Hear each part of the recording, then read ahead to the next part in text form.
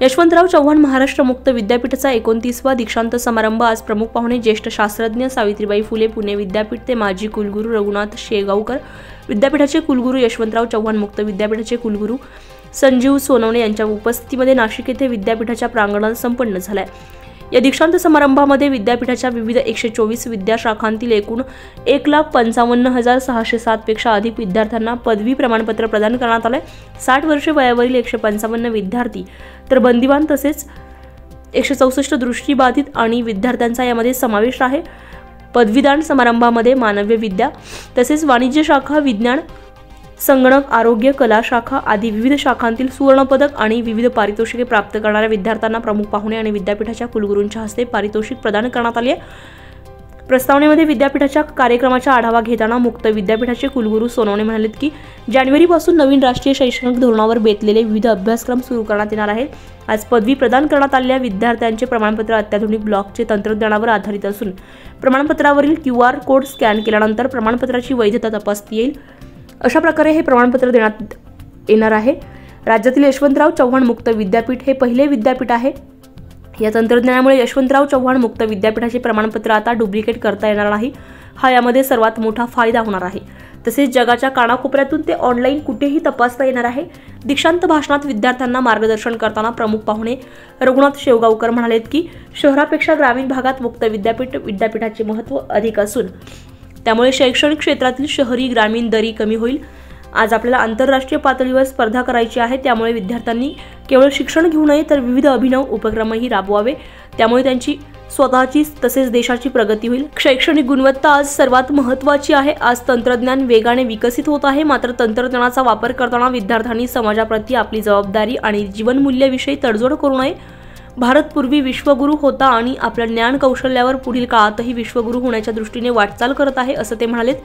कार्यक्रमाची सुरुवात विद्वजनांच्या ज्ञानगंगा दिंडीने झाली आहे। कार्यक्रमाला राज्यातून विद्यापीठाच्या विविध शाखांत अभ्यासक्रम पूर्ण करणारे विद्यार्थी, शिक्षण क्षेत्रातील मान्यवर प्रामुख्याने उपस्थित होते। आधुनिक तंत्रज्ञानावर आधारित प्रमाणपत्राबद्दल चित्रफितीच्या माध्यमातून या प्रमाणपत्राविषयी तपशीलवार विस्तृत माहिती देण्यात आली आहे। काळामध्ये जे AI आणि तंत्रज्ञानाच्या संदर्भामध्ये येऊन लागले त्यामध्ये भारताचं स्थान कसं असेल, त्यातून भारताचं इकॉनॉमी कशी होईल आणि GR कसा वाढेल या संदर्भामध्ये खूप छान मार्गदर्शन केलेलं आहे। ते आजच्या दीक्षांत समारंभाचं एक वैशिष्ट्य ठरलेलं आहे। सर आपण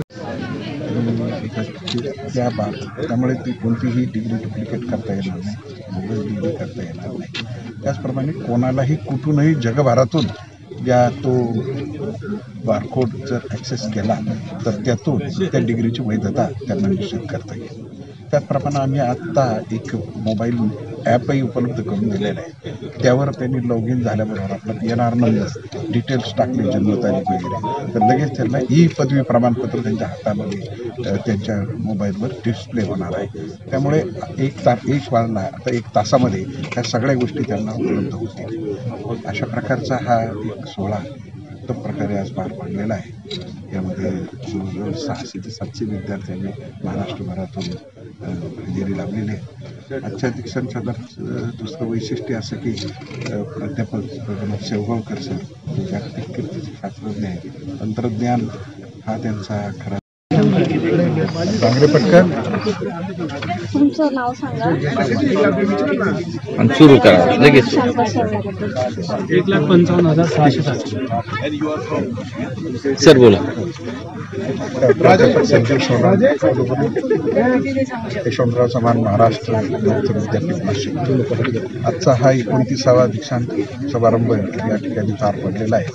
यामध्ये 1,55,628 स्नातकांना पदवी प्रदान करण्यात आलेले आहे। यामधलं याचं वैशिष्ट्य असे की यातल्या 71 जे पदवीधारक आयर्स झालेले आहेत त्यामध्ये जे जेलमेट आहेत, जेल बंधक आहेत, बंधू आहेत आणि त्यांनी त्यातल्या एकाला सुवर्णपदक मिळालेलं आहे।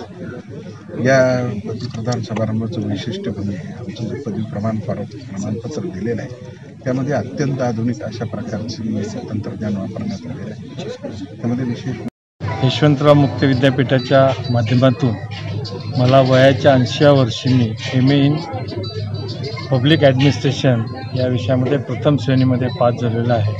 आज पदवीदान समारंभात सहभागी होताना मला अतिशय आनंद होत आहे. मुक्त विद्यापीठाच्या माध्यमातून ज्यांनी शिक्षण घेतलेलं नाही अशा सगळ्यांसाठी शिक्षणाची चांगली व्यवस्था महाराष्ट्र शासनाने या माध्यमातून केलेली आहे.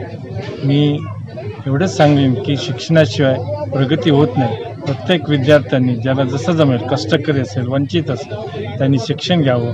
हा आनंद हा वेगळा आहे माझ्या जीवनामध्ये. असाच आनंद आपण घेऊ शकाल हा मुक्त विद्यापीठाच्या माध्यमातून. एवढंच मी आज. धन्यवाद.